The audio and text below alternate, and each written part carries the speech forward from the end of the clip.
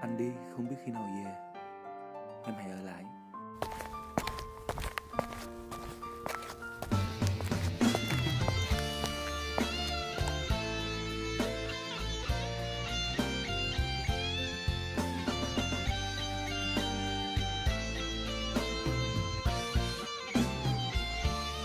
Anh rất buồn bởi vì một người đã từng ngồi bên anh và rồi ôm chặt lấy anh, bảo rằng em thật hạnh phúc khi có anh, dẫu có thể nào đừng để cho em một mình.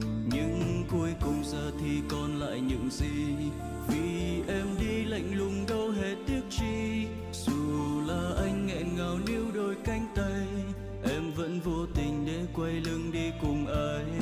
Buông tay một người mà mình yêu thương nhất là điều rất khó, nhưng biết làm sao đây. Hạnh phúc muốn bay, đôi tay làm sao giữ. Tình yêu kết thúc, một người khóc một người vui. Vì nước mắt kia không có màu, nên em sẽ không thể hiểu được niềm đau. Đã yêu nhau để quên nhau rất khó, vì một ai đó mà em nỡ đành quên anh. Vì nước mắt kia không có màu, nên đôi lúc anh sẽ mỉm cười thật tươi, để che đi niềm đau trong ánh mắt. Nụ cười lạnh ngắt mỗi khi ai nhắc về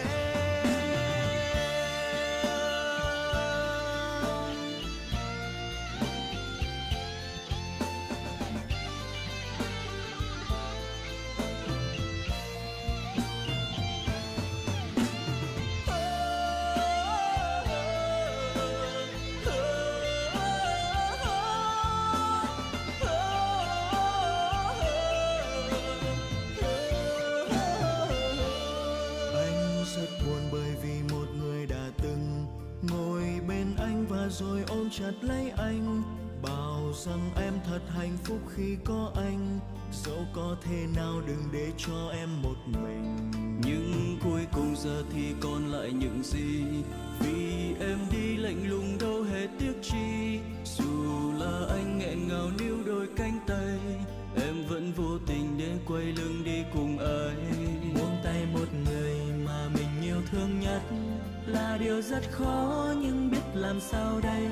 Hạnh phúc muốn bay, đôi tay làm sao giữ.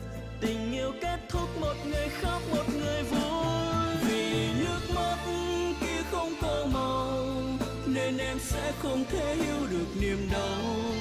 Đã yêu nhau để quên nhau rất khó, vì một ai đó mà em nỡ đành quên anh. Vì nước mắt kia không có màu, nên đôi lúc anh sẽ mỉm cười thật tươi, để che đi niềm đau trong ánh mắt.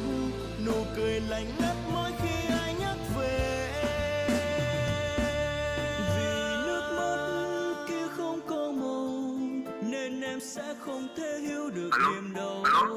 Đã yêu nhau để quên nhau rất khó, vì một ai đó mà em nỡ đành quên anh.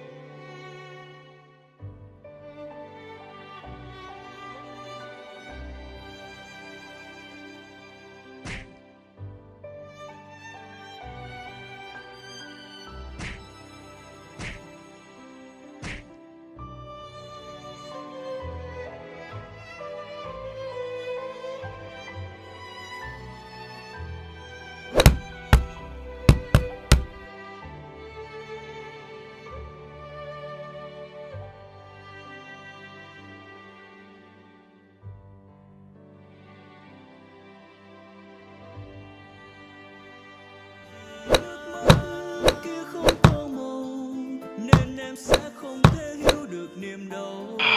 Đã yêu nhau để quên nhau khó, vì một ai đó đã đành quên anh. Vì nước mắt kia không có màu, nên đôi lúc anh sẽ mỉm cười thật tươi, để che đi niềm đau trong ánh mắt. Nụ cười lạnh ngắt mỗi khi